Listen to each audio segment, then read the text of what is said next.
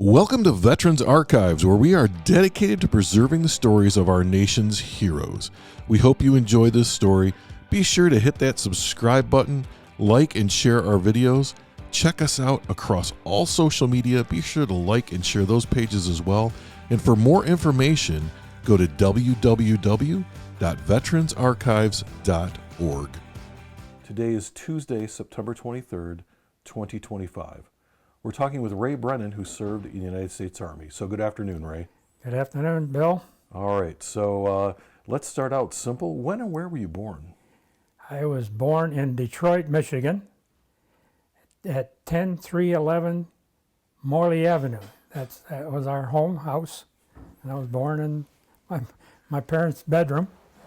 Oh, so no hospital for you. No hospital, no.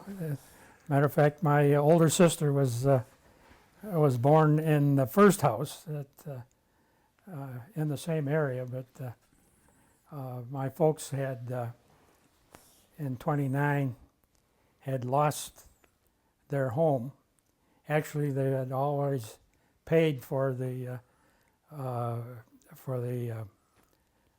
payment every month, and then found out that the owner, they were doing on a land contract, and so they found out that he wasn't paying the so goodness. So they lost everything that they put into it, and they found this other home and about 8-9 blocks away, and so they bought that, and we lived in there till 1959, I think. Oh, so you grew up then on that street? I grew up there, went to school.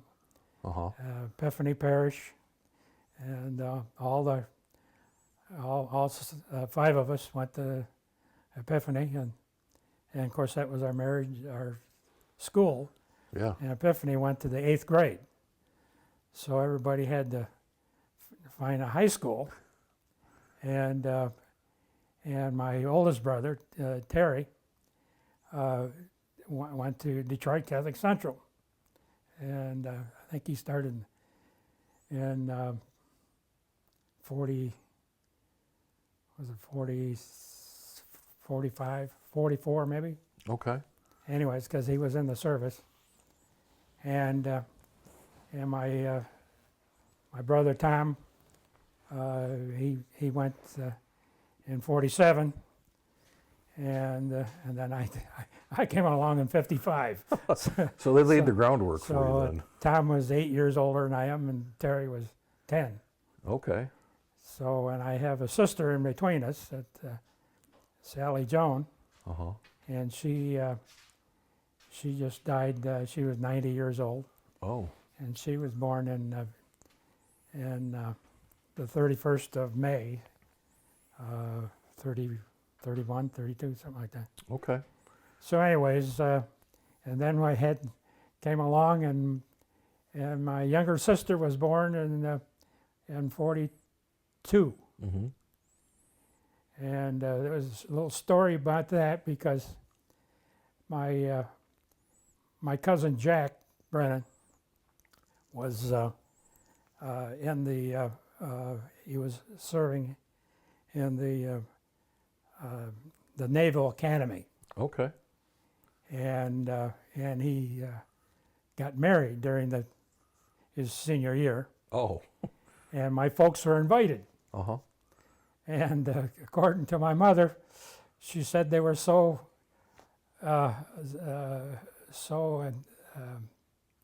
excited about that marriage and stuff that she got pregnant. Oh. So my baby sister was born and 6 years after I was. So it sounds like the kids were all pretty spread out then. My older two were Terry and Tom were 2 years, maybe 2.5 years apart. Okay. Then my sister was another, 3-4 years behind that. Okay. And then I was 10 years behind my oldest brother, and 8 years behind and 4 years behind my sister. Uh-huh. So, and then I'm 6 years older than my oldest son. So it was all spread out. Right. Now, I'm assuming you guys didn't really like play together then. I mean, you kind of were. Well, it was interesting because Brother Tom was, he loved games. Mm-hmm. And he would invent games and for the neighborhood. Oh, okay. And one of them was he had, I don't know, in those days we had rubber guns, Mm-hmm. and he made a rubber gun that was a machine rubber gun. In other words, it shot about 5 or 6. And of course, in those days we bought rubber tires, Uh-huh. and we cut them down, and that was their elastic for those things. Oh, you could really hurt somebody with that. So, so it was, yeah. There was, and some of the longer the rifle, the the more sting it hit. Yeah. So, anyways, he invented a game, and he said captured the machine gun, Mm-hmm. and he'd hide the machine gun, and then all the neighbors would be looking for the machine gun, and that was a lot of fun. And and matter of fact, the church, there was I don't think it's there anymore. It's a Methodist church that was around Mm-hmm. about a block away, and the minister, I remember his name is Oliver, and Justine Oliver was my age, so and they had a little lot next door to their house. Mm-hmm. And we'd go down there and play touch football and stuff like that. Anyways, the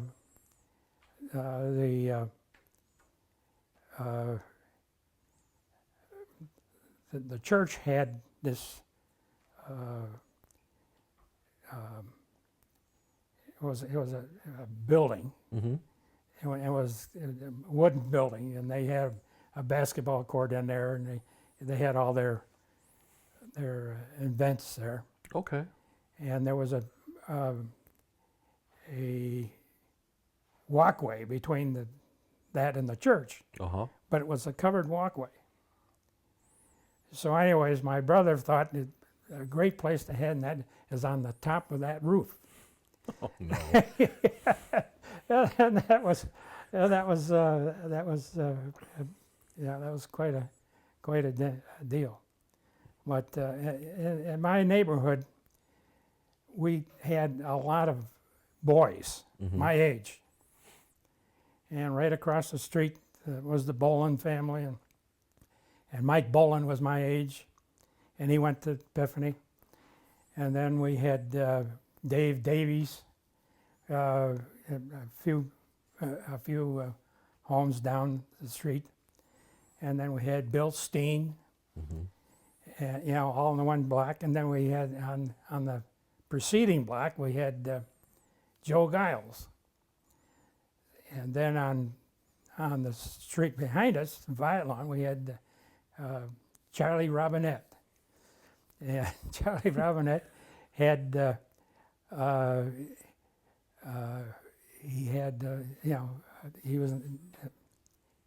he was part of that group. Uh-huh. And Carl Wilson was on that street, and then the Hart family was on that street right in the corner. And the Harts had 8 kids. These are all Catholic families? They're all, well, Or the Harts some of were them? Catholic, Right. but Davies and Steen and Robinette and Wilson were Protestant. Okay. Though most of them went to this the church right there. Uh-huh. So we're all pretty much church-going people, Oh, yeah. And on that street there was the Foley family, and Dick Foley was a year ahead of me, but they were all Epiphany people. Mm-hmm. And he had a brother, brother Mike, and boy, I'm forgetting but my brother Tom was friends with his brothers. So they all sort of had kids that matched so up. we're, with, you know, so the neighborhood was kind of a, you know, it was good old days really, because everybody knew each other. Right. You didn't have to go anywhere. Like Yeah, we didn't have to go, and walking distance all over the place. And, Yeah. And you know, my brother got a job at the drugstore, and the drugstore was the guy was he was a Catholic too, and he was his name was Pop Sadlow. We always called it Pods, and that was kind of a neighborhood gathering. And all the kids, you know, my parents say, "Where are you going?" "I'm going down to Pods," you know. Yeah. And they knew where I was going, and you know, pretty much everybody's going to be there. Right. And so that was a good time and a good period of time for me. It sounds like a great place to grow up. Yeah. I'm curious. Could you tell me a little bit about your parents, about your mom and your dad? Yeah. My dad, he was born in Detroit, and his parents were born in Kingston, Ontario. And so they came over probably in 1890 somewhere. But the whole family was born in Detroit. My uncle, they call him PJ, he was Patrick James. And of course my grandfather's name was James Vincent. So that's where the James come from, and that's my middle name, James. So, Irish family, right? Huh? Irish? Irish family. Oh, yes. And matter of fact, my grandmother, his name was Devlin. And that's pretty Irish too. Yes, it is. And both of those, their parents came right from Ireland and settled in Kingston, Ontario. Okay. And matter of fact, Laurie and I went to Kingston and found a lot of the stuff, and the church is still there, beautiful church. And so anyway, we found a little bit of our history, and so that was fun. Yeah. So anyway, that was there. So Kingston. So what did your mom do? What was it? You know, how was she? My mother. My mother worked for Ford Motor Company. Okay. And she was a secretary. Boy, I wish I could remember, but it was Henry Ford's vice president, and she was in the office where the vice president was there, and Ford was there. So she knew Ford pretty well. Some people would say the secretaries run the companies. Well, it was, you know, she took, you know, what do you call it? Shorthand? Shorthand. Yeah. Oh, she could do that real good. And my, matter of fact, Ford was so impressed that when my folks got engaged, he gave my mother a ride in one of the boats, the what do they call them, the big. Oh, the yacht? Yeah, no, not the yacht, but the freighter. Oh, the big boats. No, Ford freighter. Yeah. So she got to, I don't know where they went, but she got to, and I remember my dad had sent her flowers and stuff. It was really neat. And so anyways, when she got back, she got her sister a job. Actually, she got her future sister-in-law a job. And her name was Betty McGurn. And Betty McGurn was part of that group. And my aunt Gertrude was also a member of the Ford company. So there was a lot of Ford family. Ford background, yeah. Now, is that where your dad worked then? Or My dad worked I'm trying to think. He worked for. I think that the first job I can recall was he worked for Studebaker, Mm-hmm.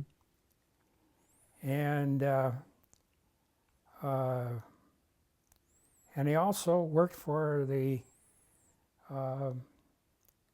Secretary of State from Michigan, Oh. and so he got a little bit in politics there. But and they're, you know, my grandmother and my grandfather and most of their kids were Democrats, Mm-hmm. but my dad was a Republican. But that made for some interesting You know, holiday meals. Well, they never really argued or anything, but Yeah. it was just, and we the newspaper, there was 2 newspapers, actually there was 3 newspapers in Detroit. Mm-hmm. Detroit News, Free Press, and Detroit Times. And the Detroit Times was a conservative paper. Mm-hmm. So my dad would buy that paper. and the Free Press, and it was kind of a, you know, in the middle a little bit. Mm-hmm. And the news was pretty much a Democratic.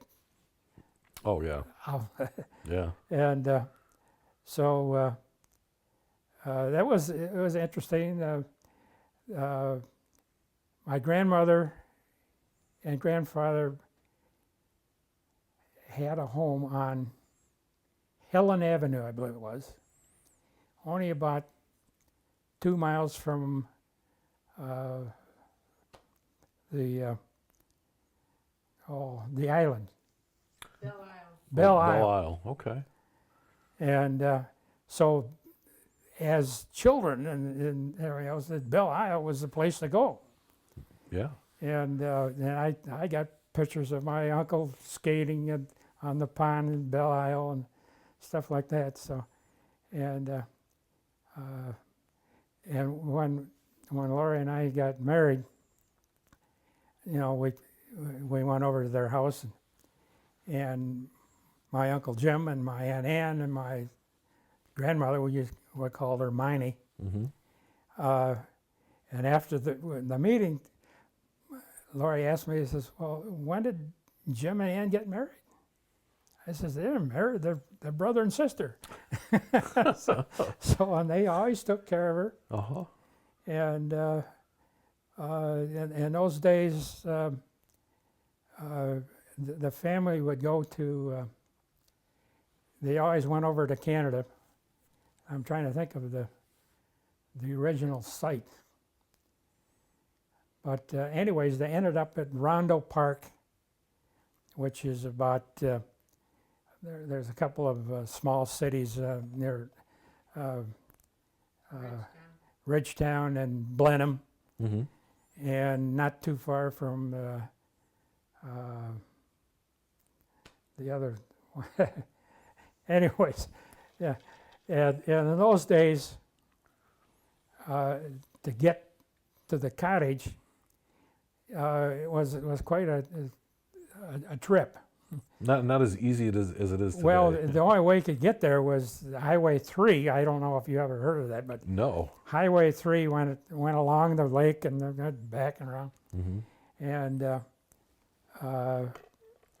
And so it was, you know, it was probably a 3-hour trip from Detroit. You know, at that No time. tunnel or bridge at this point. Well, we had the tunnel and the bridge were both there. Okay. I think the bridge went in, I'm trying to think, 28, I think. Oh, so it's been there for a while. So, Yeah. and the tunnel was even older than that. Mm-hmm. And we always liked to take the bridge. Right. But the east side of the family all took the tunnel because that was the closer Right. to go back and Right. forth. And so anyways, the family finally found this place at Rondo Park, and my Uncle PJ always rented a cottage every year, the same cottage, and I don't know how many years he had it. And so we would, when we went there, we would visit him, and my parents would always try to rent a cottage there for 2 weeks. And that was, it was a good time. And I got a picture of myself. Or my parents got a picture of myself. And the first time I stood up. Oh. But I happened to be in the bathtub. One of those. Oh no! Yeah. So I'm stark naked. I'm standing up. All your they glory. took the picture. Yeah. like parents will do. Yes. So they always thought it was cute, and I lived with it. Yeah. Matter of fact, I still got the picture. And my brothers. I think both of them had. There was pictures of brothers and the sister. It was all kinds of pictures of Rondo Park. Oh yeah, this was like your annual. Yeah, and the trip. Rondo Park, and it went through the whole family. Mm-hmm. Matter of fact, my mother was a Sullivan, and her brother went, and sister-in-law, and matter of fact, back to Ford, the sister-in-law worked at Ford. My mother introduced her to her brother. Oh. And they got married. So That's the family. That's how it works. It really worked well, and of course the building burying ground was Mount Olivet, and the west side was Holy Sepulchre. Was huge. So let's go back a little bit. We were talking about school and how you ended up at Detroit Catholic Central. You're kind of a legacy there. Right. Did a lot of the kids from your neighborhood go to Detroit Catholic Central then? We had, matter of fact, one of my best friends, Bill Riley, and Bill Riley had a nickname called Buster, and Buster was called Bus, and his mother called him Bus, so everybody called him Bus, Bus Riley, and he became my best man. Oh. So we knew each other for years and years, and always been a good friend. And the neighborhood got together. A lot of the guys got together as we got older, and the Epiphany had an outdoor basketball court, and all the neighbors would show up generally on a Sunday afternoon and play basketball, Oh yeah. And there was another thing where we shot foul shots for money, and you would shoot so many foul shots, and then the other guy had tried to beat it. If he didn't, you got your dime or whatever it was. Right. And so, so they always played that, and then they played the game, and it was a good time. Sounds like a great time. Yeah. So how was high school for you? High school, as I say, I went to school with Bus Riley and Pat McSorley and Ron Broadley. I think that was the only three that, or four of us that went from Epiphany. And Ron Broadley had an older brother that went there, and a lot of times his older brother was a senior when we were freshmen. So we always got a ride with him. So that was kind of neat. Right. And to get to to Catholic Central on the bus, I had to take the Wyoming bus to and transfer to Auto Drive bus, Mm-hmm. and then the Auto Drive bus went past the school, and the school was 6565 West Auto Drive. Know exactly So- where it's at. So, anyways, and right down the street was the girls' Mercy High School. Okay. So a lot of the guys and girls knew each other. Mm-hmm. So it was a pretty neat time. So Detroit Catholic Central was a boys' school then? All boys, Oh, okay. and it still is. Oh, I did not know that. It's located in Novi right now. Mm-hmm. Beautiful campus, and we've been there several times. And the matter of fact, the football stadium was named after an old Epiphany parish guy named Father. Elmer. Huh? Elmer. Father Elmer. Oh, okay. Father Elmer. And Father Elmer and my brother Tom, and his brother were all Cub Scouts together. Oh, okay. So that was kind of a neat That's- connection. That is interesting. Now, did you play sports? I played basketball, Okay. and though I never played in grade school, Mm-hmm. so in high school, I said, well, I'll go off the team. I had no knowledge of what the hell basketball was about. So I remember the first time I go out and make a layup, Yeah. and I bang, throw the ball, and the coach says, "What the hell was that?" I couldn't believe. Anyways, but I caught on. I really started loving the game, Yeah. and I played and played and played, and finally made the junior varsity team, Mm-hmm. and I made the senior team. No, I was mostly a bench warmer, but I got a letter. Yeah. You suited up. So that was neat. Now, so was the Detroit Catholic Central? Were they the Shamrocks? Shamrocks. Okay. That's why I got the Shamrock flag out there. Yeah, I was gonna say when I Yeah. was every time I go by your house, right? That's I see the that. Shamrock flag. Yeah. Yeah. So- and of course, I do a lot of shamrocks in my email. Yes. Yeah. So, what year did you graduate? I graduated in 1955, Okay.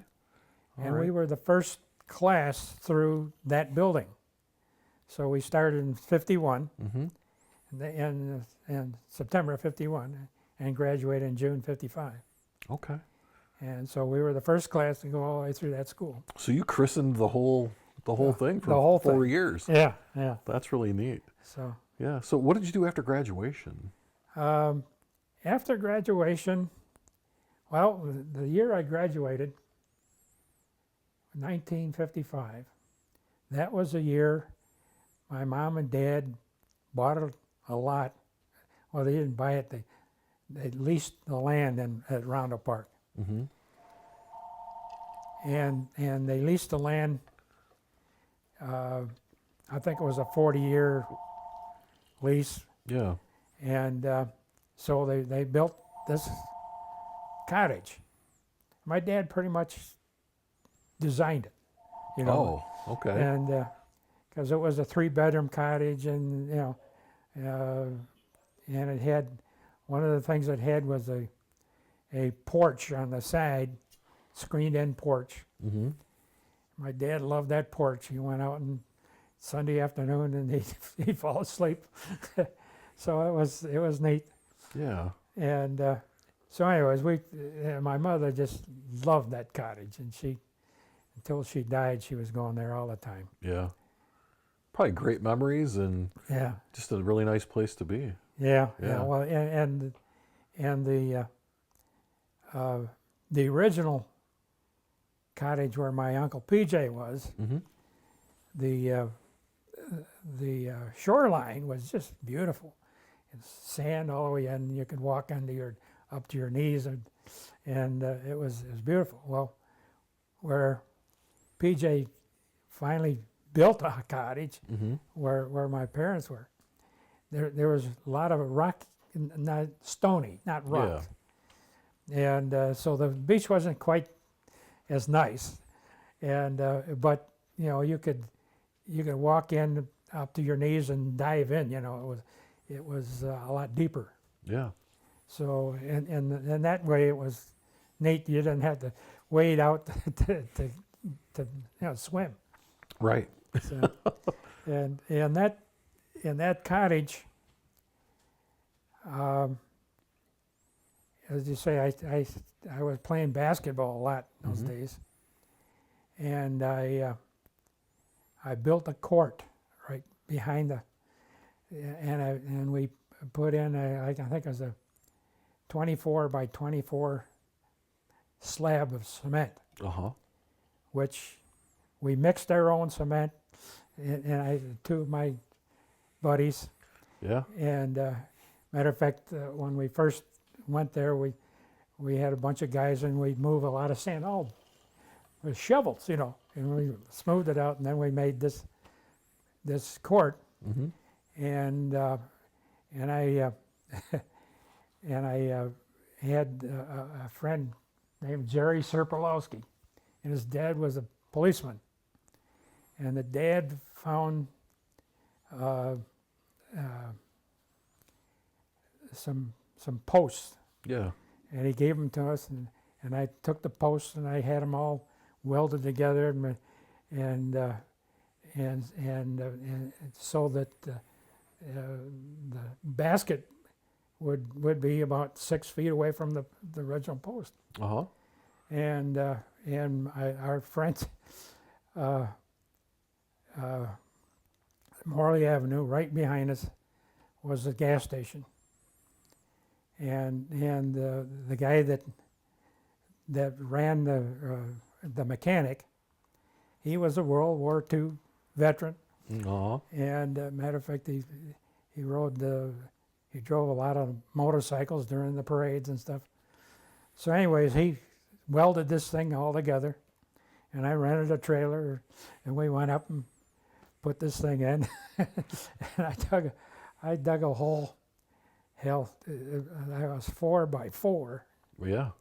And at least 4 feet deep. And we put the thing in, and just filled with cement. And until this day, it's there, and it's not moved. It hasn't moved. So you could still go shoot some hoops there, huh? Yeah. So and matter of fact, we would have Sunday afternoon games up there, and right next to our cottage was the Guyette cottage, and Ed Guyette was a guy. He's a party guy, you know. He just every Saturday he'd have all his buddies over, and they'd sing songs all night long, you know. Anyways, and then Sunday afternoon, they all, you know, there was a bunch of guys that know how to play, and they all get around, and we'd have games of basketball. So it was.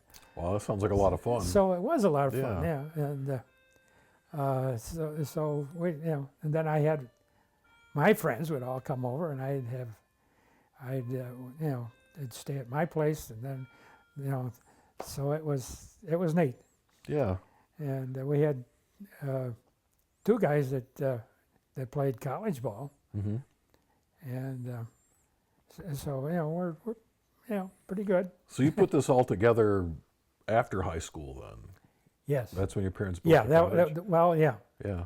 Because it was the year I graduated, I spent most of that summer painting the cottage. Yeah. So They put you right to work. Outside painting, yeah. Yeah. And you know, and doing some yard work and stuff like that. So did you go to college that fall then, or? That's interesting, because I had registered for University of Detroit, and 1958, my dad died. And at that time, everything just changed. Yeah. And I was, as a matter of fact, my mother and I and my younger sister were the only ones left at the home, and so I had to help, with, Right. with the bills. So from 55 to 1958, though. 55. No, I had gotten a job right Okay. the first summer or whatever. Okay. Yeah. Matter of fact, the company was Unique Engineering, and I had some pretty good graphic Yeah. talents. In those days, you put everything on paper. There's no computers. Right. No computer-aided drafting back No, then. It was no. all on like onion skin paper is what they call it. Yeah, Isn't it? yeah. And it was, Yeah. and so I was there for a while. Got laid off, and then and this is between the between 55 and 58. Okay. And And- then you had applied to the school, but then your father passed away. Well, I had applied before, Okay. so but my sister was after me. "Hey, you gotta, Yeah. So okay. But anyways, so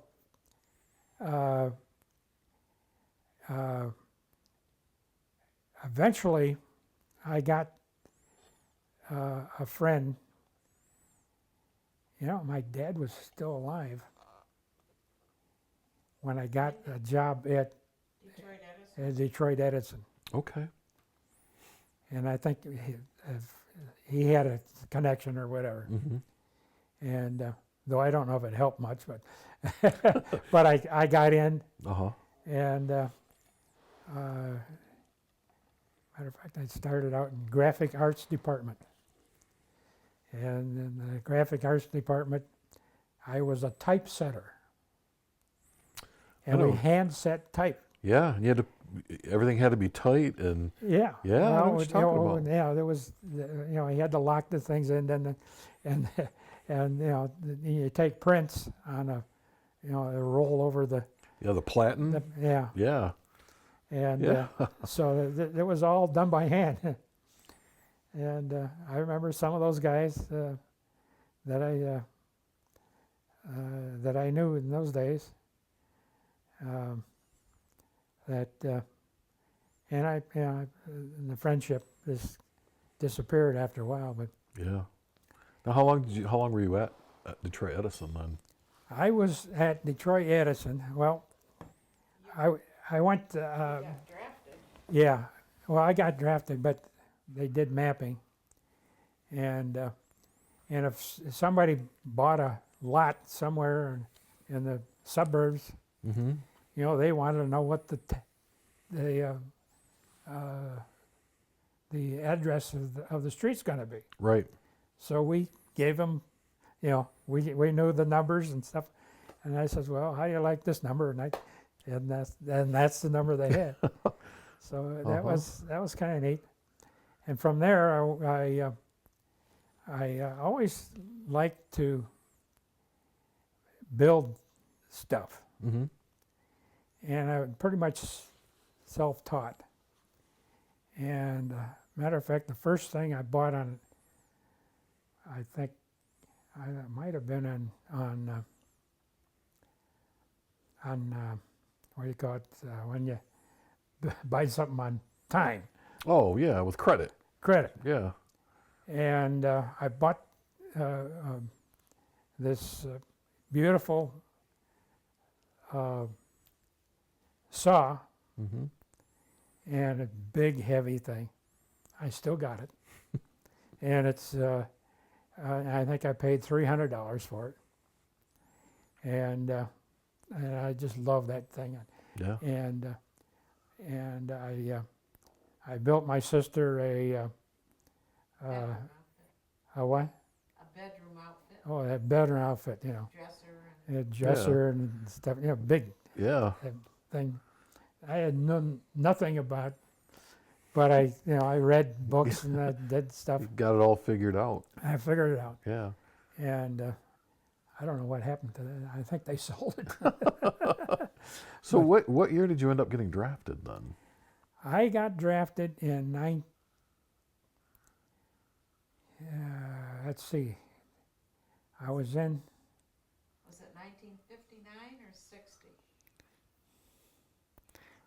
and that's part of the story because Yeah. I got drafted, and I left Edison, Mm-hmm. and the family was going to go to Rondo Park and say goodbye, Right. Have a big going away party, right? Yeah. And and I had purchased a 1958 Chevy convertible, Mm-hmm. Impala, and I just loved that car. Well, on the way to that thing, we got in an accident. Oh no. And as a matter of fact, in those days, Edison was selling seat belts, Uh-huh. and I bought one. And I had this seat belt on, but it doesn't have the shoe. So, Right. so when the guy hit me, he hit me. It was a rainy night, and his car was going sideways, Uh-huh. and I couldn't hit him. So anyway, I hit him, and I took a bite out of the steering wheel. Oh. I lost a couple of teeth. So anyways, but that was another part of the old Another adventure. the story. And Yeah. so, I think, Didn't that keep you out for a little bit? well, see, I had to go to the dentist and all that. Yeah, you had to wait till you were all better, so, right? So I was better, and so I didn't go back to work. Mm-hmm. But my brother Terry says, well, he says, I've got a second car you can have or can use. Yeah. He says, but on condition that he had bought this old yacht Mm-hmm. and it needed a lot of work. So he hired me to work, and I sanded it. And it was, mostly a wooden boat. Yeah. And I worked on that all summer long, and so he paid me to do it. And so I never went back to Edison. Right. And then finally, I had to go into the service, Mm-hmm. and so I think after several going away parties, You finally. every time there was a going away, and I went down, and I never could pass the test. Oh no. Yeah, I was high pressure or something. Yeah. But I was pretty well feeling. So, anyways, I went to my doctor, who happens to be the physician for Catholic Central football, Mm-hmm. and good friends of my brother Tom. And a matter of fact, I think was it one of our church was born with Oh, Dr. Ronan? Ronan. Well, not actually. He quit or retired. Oh, Remember Dr. Ronan? yeah. And then he went and worked at a steel mill somewhere. Anyway, Anyways, but they were good friends, and Uh-huh. I remember going to him. I says, I don't know why my blood pressure, and he took me. He says, you're all right, and he says, hey, do you want to get out of the service? I says, no. I says, I ain't called. I'm going to do my duty. Right. So he says, okay. He says, so I went back, and they never did get me a good. I went back again, and I, Yeah. just part of the excitement or something like that. So, anyways, we got on the train and went to Fort Knox, Uh-huh. and I had my basic training there, and the MOS, you know what that is, That I don't. MOS. Oh, your military occupation. Yeah. Yeah, your MOS. Yes. Okay. Anyways, Yeah. and it was printing. And so, instead of, and that was the time when Cuba was, the Cuba crisis was Right. happening. Yeah. So, the sergeant says, well, all you guys are going to go to Cuba. And oh, shit. Anyways. They like to tell you that stuff when you're in boot camp, don't they? Yeah.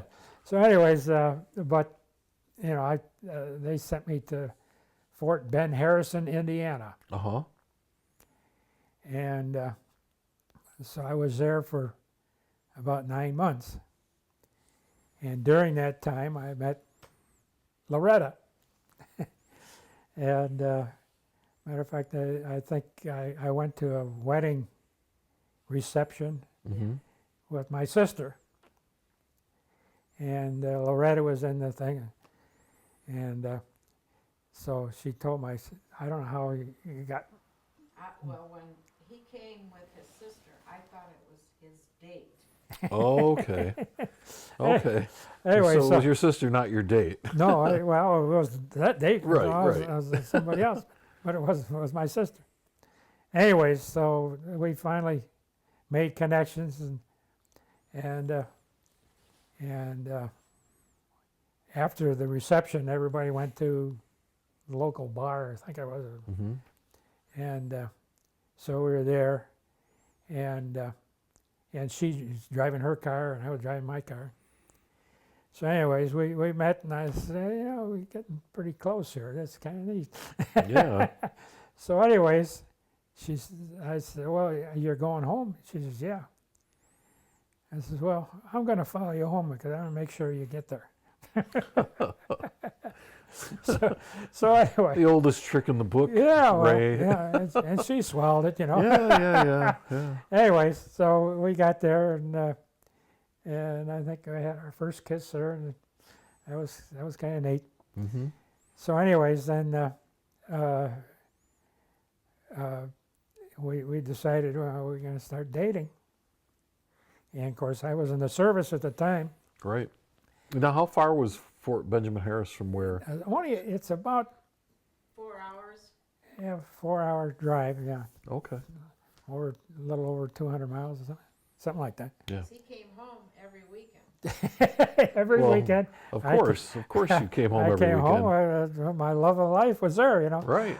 So anyways, that was that was kind of neat, and I remember I think it was over a holiday or something like that I introduced her to Rondo Park. Mm-hmm. So we were there, and so that was kind of neat.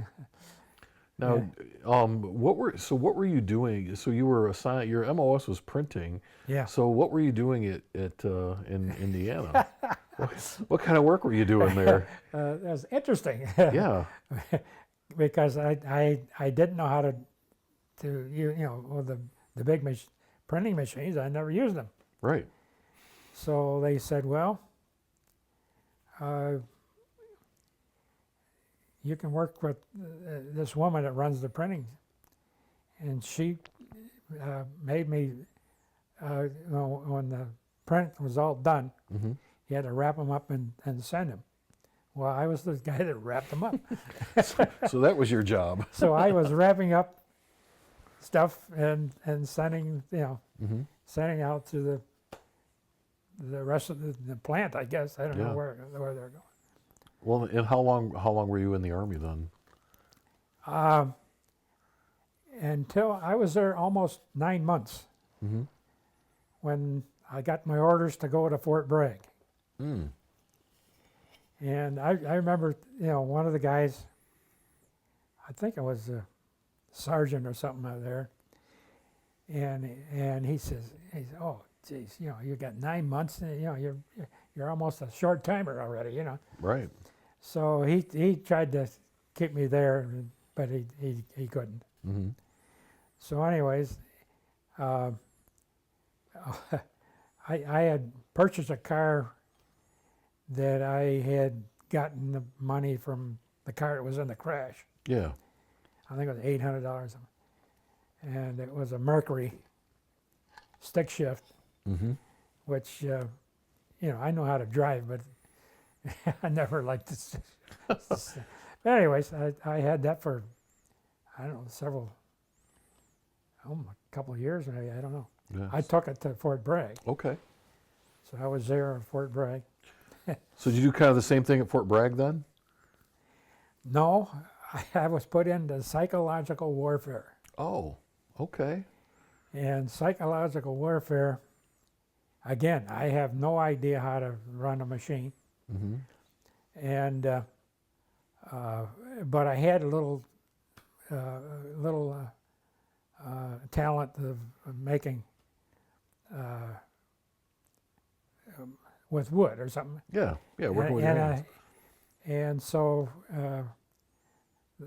I made a model of the printing plant and stuff like that.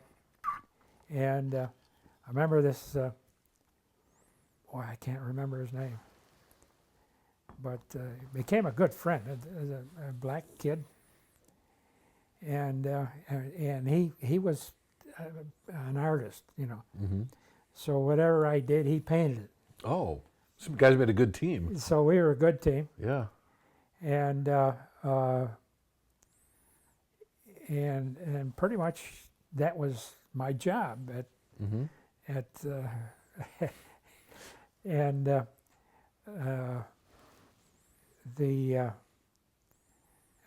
remember, well, that was we had gone to other facility, other bases. Yeah. And I forget one. One was the Air Corps, not the Air Corps. Anyways, but I know they were famous for their paratroopers. Now, Bragg was the 82nd. Right. So this must have been 101st or something. Oh, down at Fort Benning. Yeah. Yeah. Someway, but anyways, we were there, and the local the guys would put us up. Yeah. But no, we went to a hotel. It was a hotel. Okay. But the hotel wouldn't let this black kid in. So they were able to, one of the Army personnel, he would stay there. But of course, those days they were still segregated pretty good. Yeah, that was kind of rough. Yeah, it was. Yeah. And, so I remember that pretty much. And then, so how long? So you did that for another like 9 months then? Yeah, well, until I got out. So Okay. Got out in '64. yeah, I got out. Now, were you still dating, or had you gotten married by this time? No, we were still dating. Okay. And so I would come home every so often, leave, and Fly home. huh? You used to fly Well, we had flight home, yeah. on standby. Flew into what's the Willow Run. Willow Run. Oh yeah, Willow Run Airport. Yep. Yeah, we flew into Willow Run. Flying military standby, right? Something like that. Yeah. I can't remember, but Yeah. Boston I think that's too much. yeah. I think that's how they did it back then. Yeah, it was interesting time. Oh yeah. So you got out in 1964, and then what did you do after that? I went back to Edison, Okay. and that's when because I got out of the mapping and went over to graphic art or the model shop. And of course, model shop, I just kind of loved that. Yeah. But I wasn't trained. I mean, I didn't have a lot of the training, So I learned a lot of stuff when I was at the model shop, Mm-hmm. and I met some good friends there. And the model shop moved out to Livernois. I don't know what they call it, campus, but Livernois.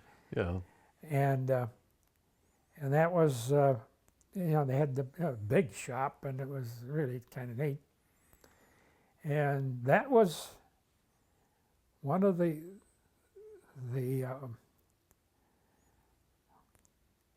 Addison had, I forget who, one of his vice president or somebody, but he had an electric car Mm-hmm. that he had worked on, and this electric car was at this area, Yeah. and we used to go and look at it, and every once in a while he got to be an older man, and he just took a lot of the advantages of going and puddling around with it, Right. and it worked again, Yeah. so it was kind of neat. Now, how long were you at Edison? I was there about 18 years. Okay. And there was another side job there. They had a truck with what do you call oh boy, Calliope. huh? The Calliope. Yeah. Oh, I think yeah, it was like the an Calliope. organ Yeah, Calliope, yeah, yeah. Calliope. And Edison would loan this Calliope to parades and stuff Uh-huh. like that. Well, I was part of that, and I would take the Calliope, and they would send a guy that could play the thing with me, and Right. we'd go to the parade. Matter of fact, one of the parades was at St. Gerard's, where I was going to church at that time, Mm-hmm. and the church had a big celebration there, and so we took the Calliope in the truck there. We I were went up and married- down the side seats. Yeah. We Yeah. forgot to tell him when we were married in '65, April. I was married in '65. Okay. So you've been married 60 years now. Yeah. Yeah. And Okay. then we bought a house, and when we were officially married, we moved into the house. So Yeah, we bought the house before we were married, Uh-huh. and in Detroit. Uh-huh.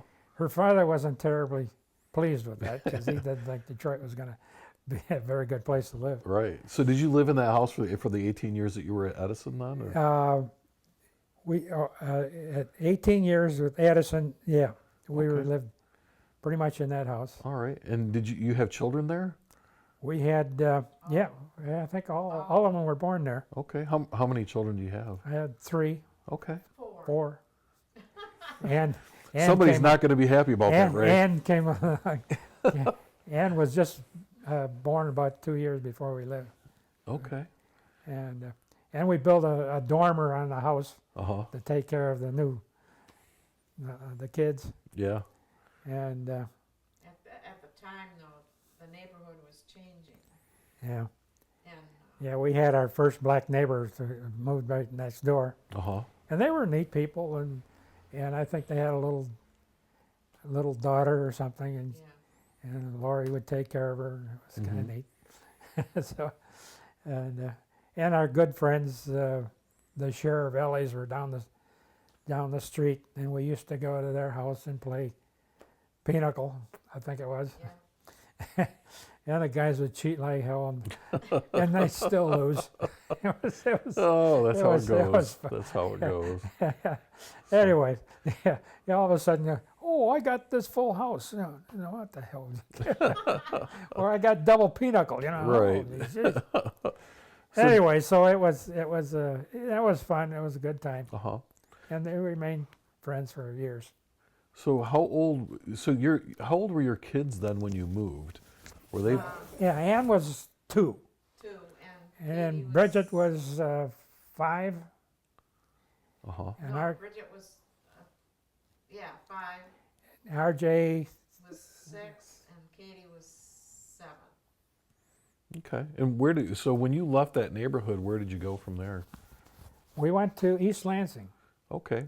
East And so, And the reason we went, yeah, so why did you leave DTE and how did Detroit. you end up in East Lansing? Yeah.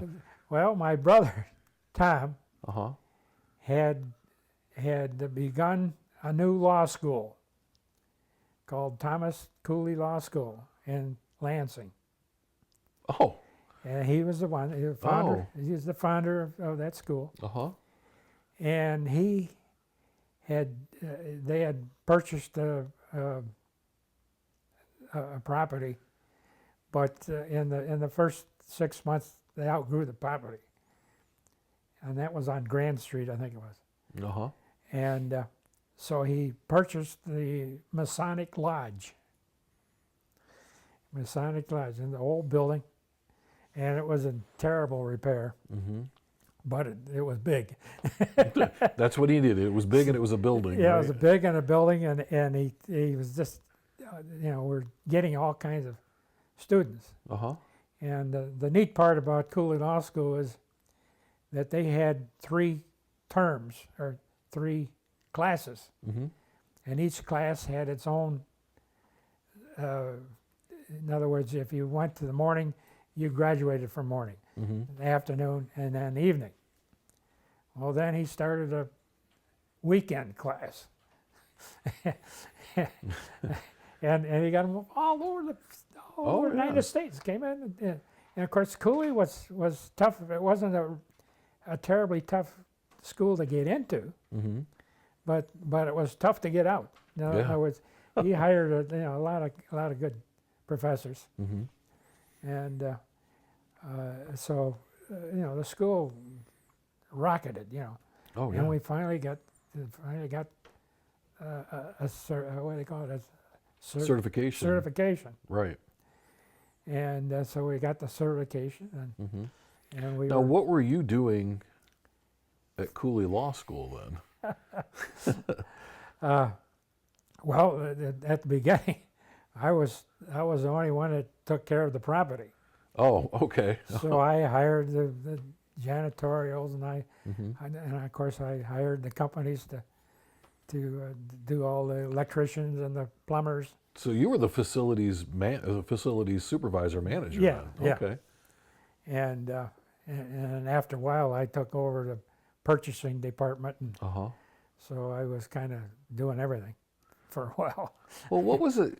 So what was it like to watch that happen? Because Cooley's a big deal, and so you got to see it from when it wasn't a big deal. Yeah. Right. So what was that like for you to see that happen? Well, of course, we grew as we bought the old J.C. Penney building, Yeah. and we made that our library. And the building that we call it the Center Building now, I don't forget what the name of it was, but it was, my brother wanted, it was a 14-story building, and it was a cheap building. And my brother said, "Oh, I got it. That's location and everything." Right. It's really nice. And the building would go, and you could get in the middle of one of the floors and jump up and down, and you could feel it move. Oh, yeah. So it was a cheap building. Yeah. So anyways, and it was only 8-foot ceilings, and very little room to put any kind of ventilation system in. Right. So I, brother and I sitting there thinking about it, and I said, well, maybe if you removed the floor above and made that one floor, we could have enough room. And he started thinking about it, and hell, why don't we do that for the whole building? I said, well, we could do that. Wow. So we made a 10-story building out of a 14-story building. You lost a few floors, Well, but and of course, all real new, all steel work. yeah, I mean, we completely gutted it. Took all the outside. all the infrastructure and all that Yeah, out of it. Yeah, we took all everything. It was pretty much a brand new building, yeah. and our and our architect was an old friend from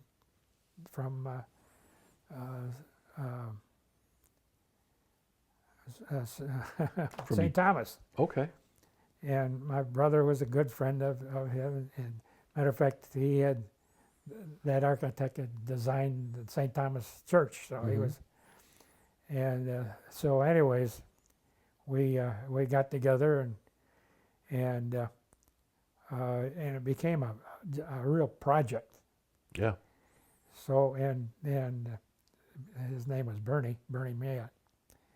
That his son was just a newly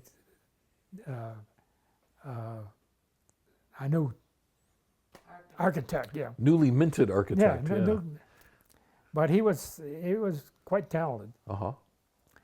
So, anyways, Mike and myself would get together and we would make sure that this got together and made, and so he was quite a friend after a while, because we really Oh yeah. had to get together, and in those days we had a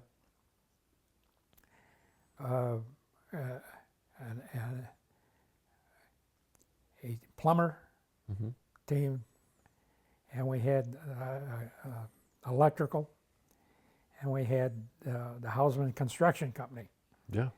And so all these companies we had when we were in the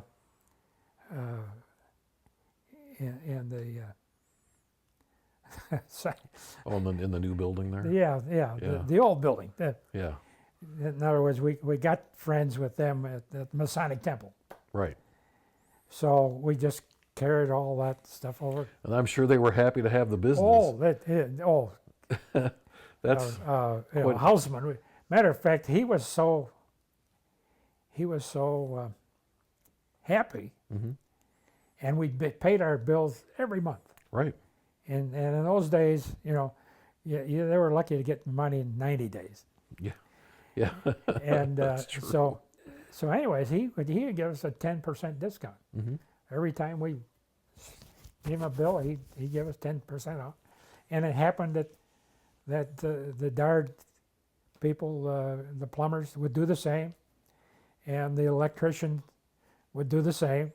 So so every bill we got, and we paid them every month, Yeah. and they gave us a 10% discount. That's definitely worth it. So that worked pretty good for both, Right, actually. right. Because they all got paid every month. Now, did you stay at Cooley right up until you retired then? Yes. Okay, so Yeah. you were there a long time. Yeah. The day we opened that building was, or the year, I guess, the 2000. Uh-huh. We had a big celebration, and it was black tie. It was yeah. really neat. And we have, matter of fact, we got pictures of all our kids and their spouses and stuff. So it was really neat. Where did the name come from, Thomas Cooley? Thomas Cooley was a Supreme Court justice of the Michigan Supreme. Easy for you to say. We've been talking for a long time, Ray. Take a drink, Ray. Yeah. We've been taking a long. You need some more water? So Thomas Cooley Law School got its name from a Michigan Supreme Court justice then. Yeah. Okay.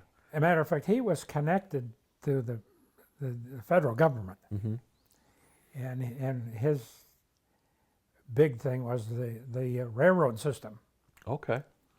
So he was part of that design and all for the federal railroads. So his family was happy to lend his name to the law school.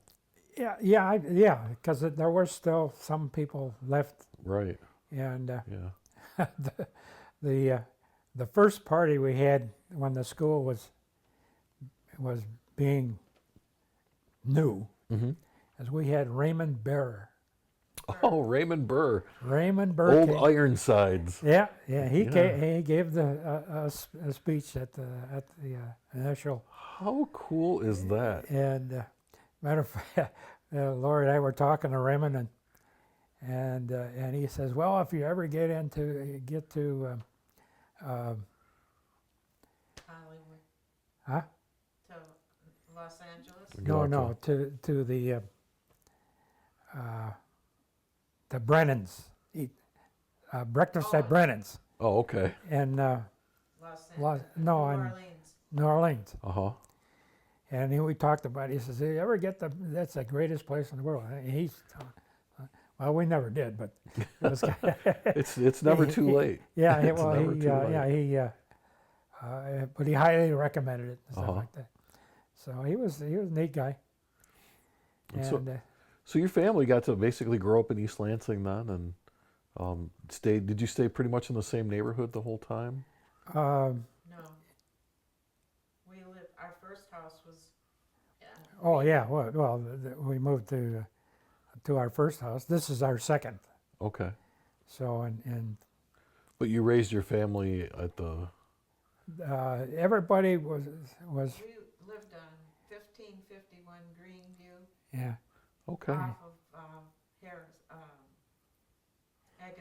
Harrison. Yeah, Okay. but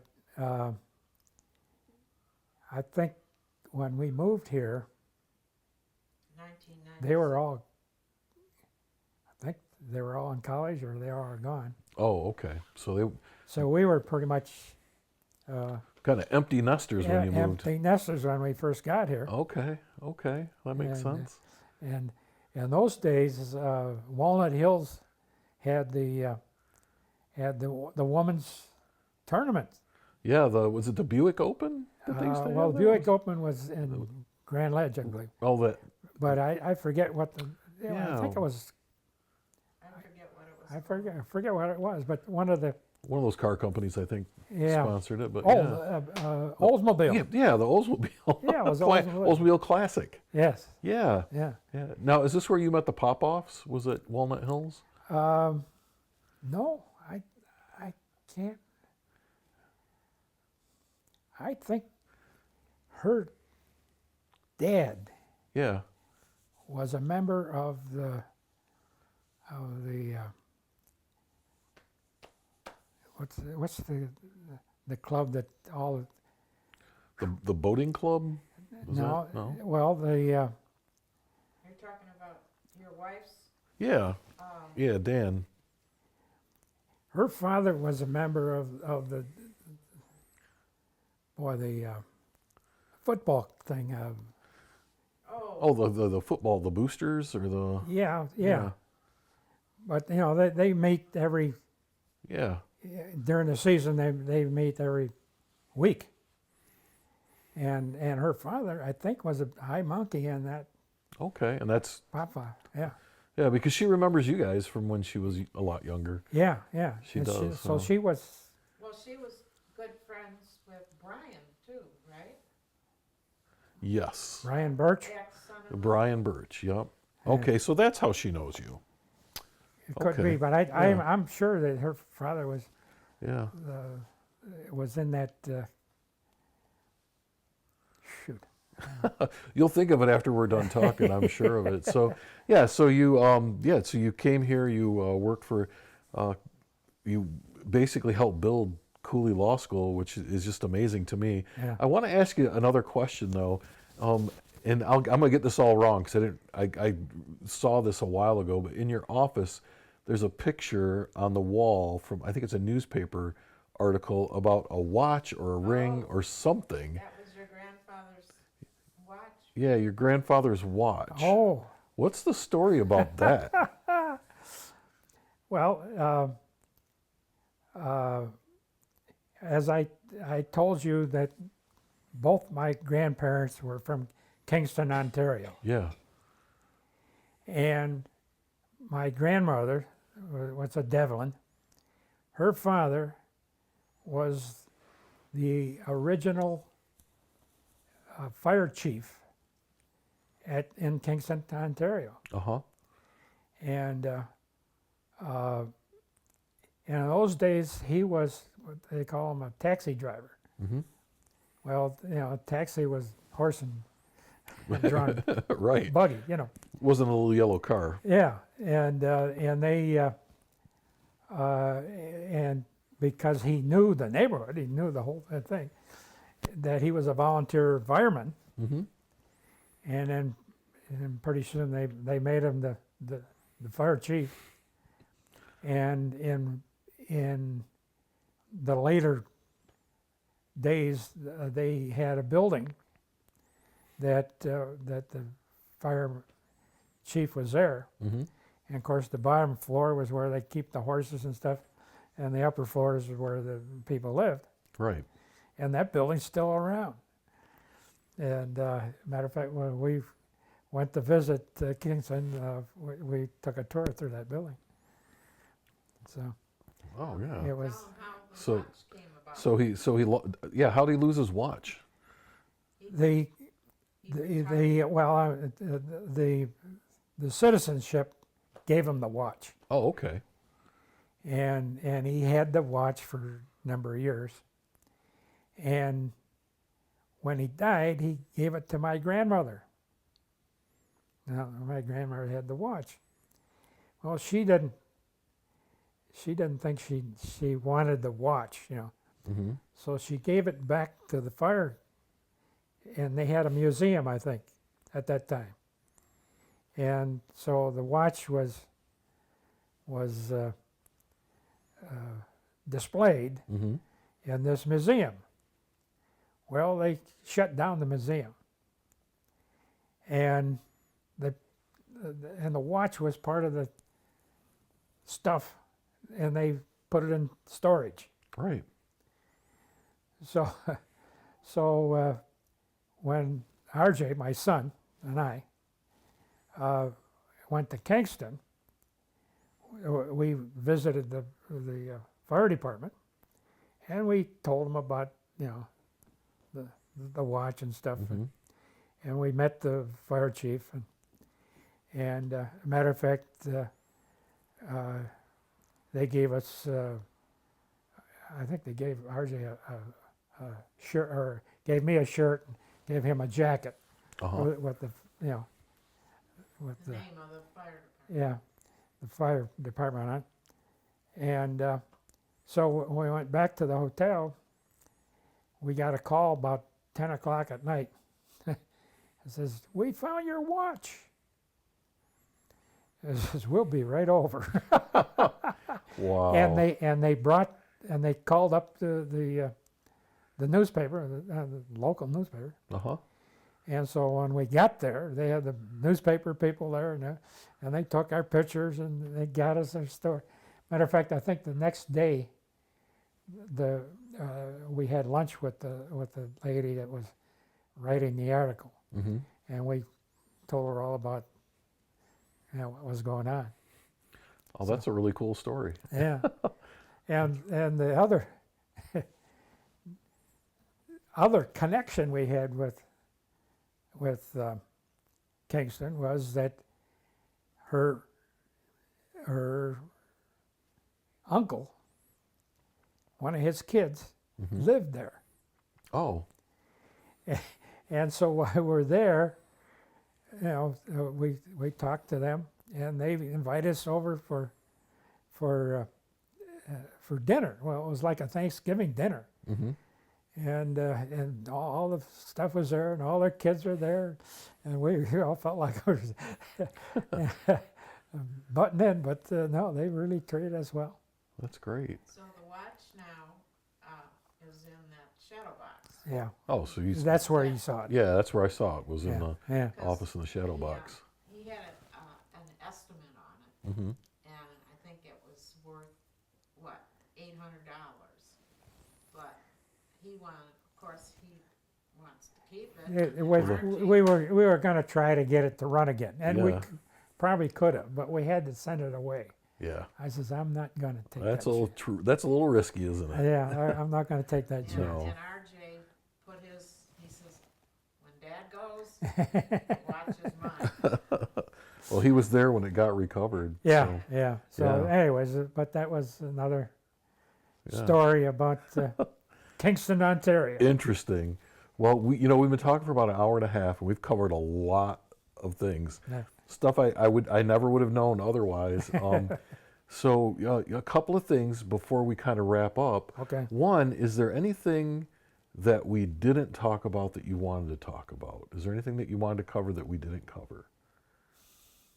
What was the, Well, was the there's survey? something, and it probably has nothing to do with me. Okay. But Pope Leo